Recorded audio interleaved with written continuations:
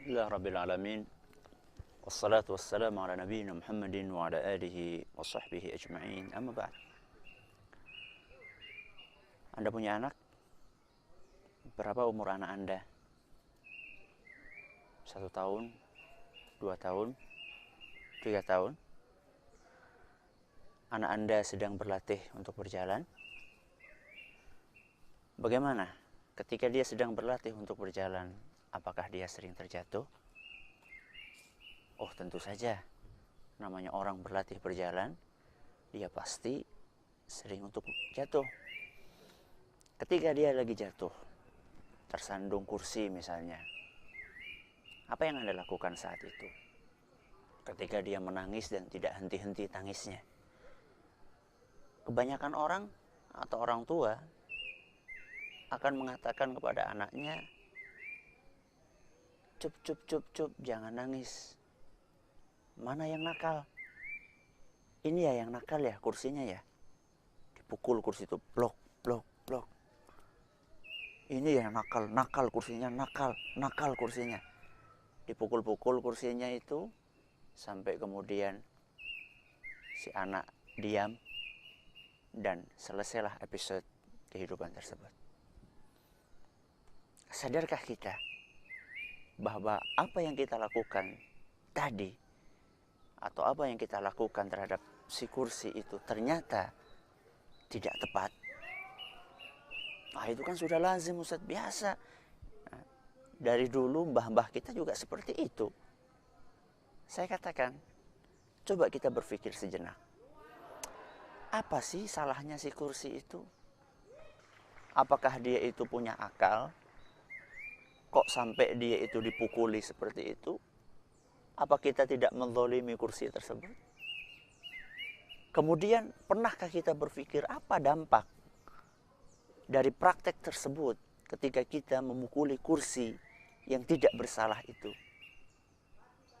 Tentunya ada dampaknya. Apa kira-kira dampaknya? Banyak. Dampak buruk yang akan ditimbulkan dari perilaku yang tidak benar tersebut banyak. Antara lain, ketika kita pukul kursi itu, pada saat kita memukul kursi tersebut, disadari ataupun tidak disadari, kita seakan-akan sedang mendidik anak kita bahwa dia tidak pernah bersalah. Yang bersalah adalah orang lain atau benda lain yang bersalah. Dan ini bisa jadi akan terbawa sampai dia besar.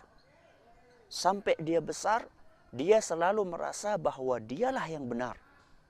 Dan dia tidak pernah salah. Kalau ada kejadian apapun, yang salah adalah orang lain. Sehingga yang harus ditegur adalah orang lain dan bukan dia. Orang tua baru sadar perilaku buruk anaknya ketika anaknya itu dia mulai melawan kepada orang tuanya.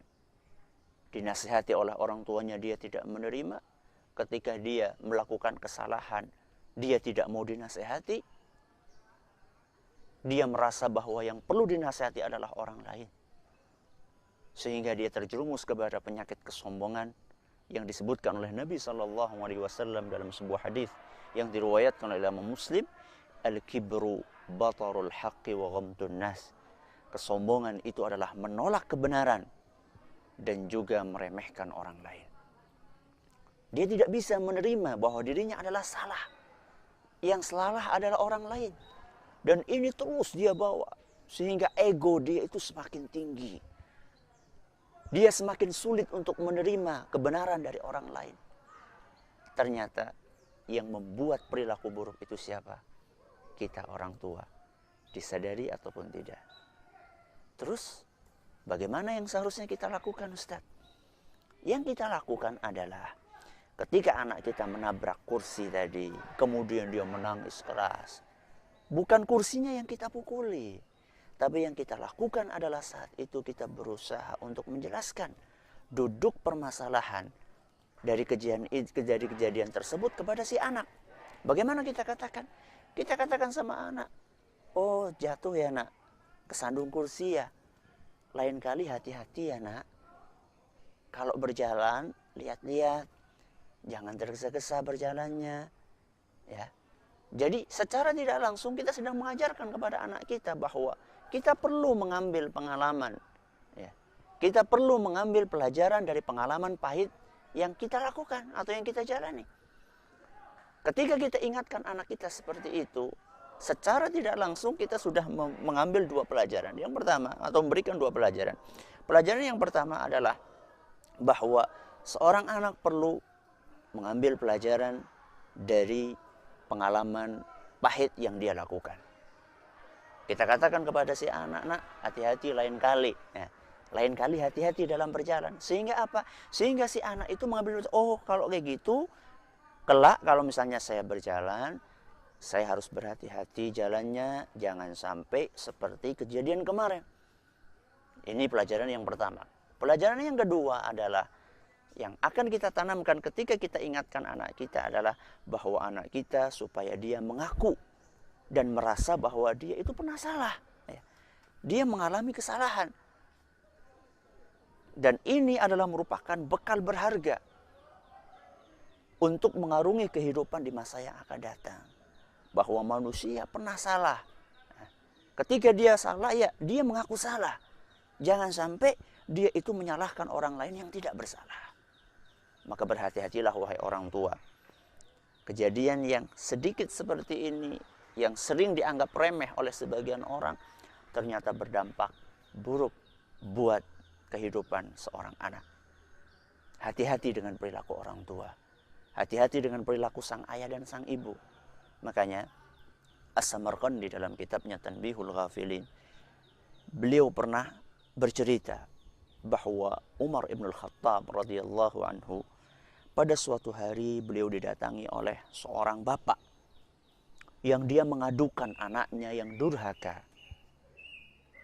Kata si bapak sambil menyeret anaknya, ini loh Umar, anak saya ini durhaka sama saya. Tolong ingatkan dia. Umar pun memanggil anak tersebut dengan pandangan yang tajam. Dia mengatakan, nak, kenapa engkau berdurhaka kepada orang tuamu? Apakah engkau tidak takut sama Allah subhanahu wa ta'ala durhaka kepada orang tuamu? Bukankah berbakti kepada orang tua itu hukumnya wajib? Setelah diberi nasihat seperti itu, sang anak berkata, wahai Amirul Mukminin, sebelum saya jawab pertanyaanmu, tolong jawab pertanyaanku. Apa pertanyaanmu? Pertanyaanku, wahai Amirul Mukminin, apakah seorang anak punya hak kepada orang tuanya? Ya, punya hak. Apa haknya, wahai Amirul Mukminin? Haknya adalah seorang anak perlu dipilihkan ibu yang baik oleh bapaknya, kemudian dikasih nama yang baik pula, dan juga orang tua perlu mendidik anaknya, mengajarinya Al-Quran, mengajarinya ilmu-ilmu agama. Itulah kewajiban seorang orang tua kepada anaknya, dan itulah hak anak kepada orang tuanya. Ketika mendengarkan perkataan tersebut, maka sang anak pun menjawab dengan tegas, wahai Amirul Mukminin, orang tua saya sama sekali tidak memenuhi haknya atau tidak memenuhi kewajibannya, dan saya tidak pernah mendapatkan hak-hak tersebut dari bapak saya. Saya dipilihkan ibu yang tidak baik, kemudian juga bapak saya memberi nama saya dengan nama yang jelek. Lalu yang terakhir, bapak saya tidak pernah ngajarin saya, nggak pernah mengajarkan Al-Quran kepada saya. Ketika mendengarkan apa yang disampaikan oleh si anak, maka Amirul Mukminin Umar ibn al-Khattab memandang tajam sang bapak dan mengatakan, enyahlah engkau dari mukaku, karena sesungguhnya engkau telah durhaka kepada anakmu sebelum anakmu durhaka kepada dirimu. As-Samarqandi dalam kitabnya Tanbihul Ghafilin, beliau pernah bercerita bahwa Umar ibn al-Khattab radhiyallahu anhu pada suatu hari beliau didatangi oleh seorang bapak yang dia mengadukan anaknya yang durhaka. Kata si bapak sambil menyeret anaknya, ini loh Umar, anak saya ini durhaka sama saya. Tolong ingatkan dia. Umar pun memanggil anak tersebut dengan pandangan yang tajam. Dia mengatakan, nak, kenapa engkau berdurhaka kepada orang tuamu? Apakah engkau tidak takut sama Allah Subhanahu wa ta'ala, durhaka kepada orang tuamu? Bukankah berbakti kepada orang tua itu hukumnya wajib? Setelah diberi nasihat seperti itu, sang anak berkata, wahai Amirul Mukminin, sebelum saya jawab pertanyaanmu, tolong jawab pertanyaanku. Apa pertanyaanmu? Pertanyaanku, wahai Amirul Mukminin, apakah seorang anak punya hak kepada orang tuanya? Ya, punya hak. Apa haknya, wahai Amirul Mukminin? Haknya adalah seorang anak perlu dipilihkan ibu yang baik oleh bapaknya, kemudian dikasih nama yang baik pula, dan juga orang tua perlu mendidik anaknya, mengajarinya Al-Quran, mengajarinya ilmu-ilmu agama. Itulah kewajiban seorang orang tua kepada anaknya, dan itulah hak anak kepada orang tuanya.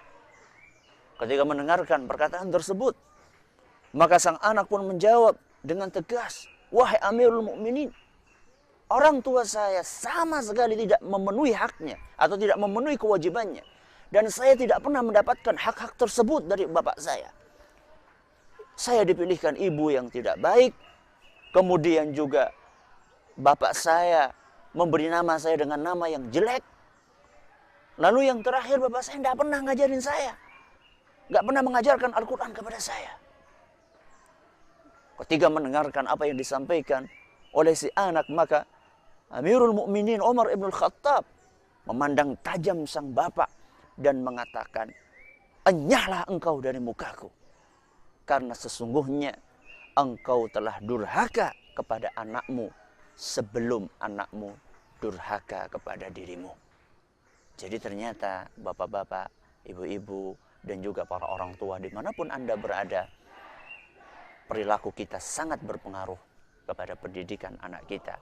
Maka jangan sampai kita merusak buah hati kita, dan semoga kita bukan termasuk golongan tersebut. Seandainya kita ternyata masih seperti itu, mari kita perbaiki diri kita sehingga anak-anak kita menjadi anak-anak yang saleh, salehah, menjadi qurratu a'yun kita semua. Rabbana hablana min azwajina wa dzurriyyatina qurrata a'yun.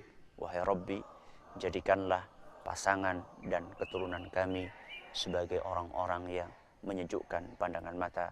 Allahumma amin. Wallahu ta'ala a'la wa alam. Wa sallallahu ala nabiyyina Muhammadin wa ala alihi wa sahbihi ajma'in. Walhamdulillahi rabbil alamin.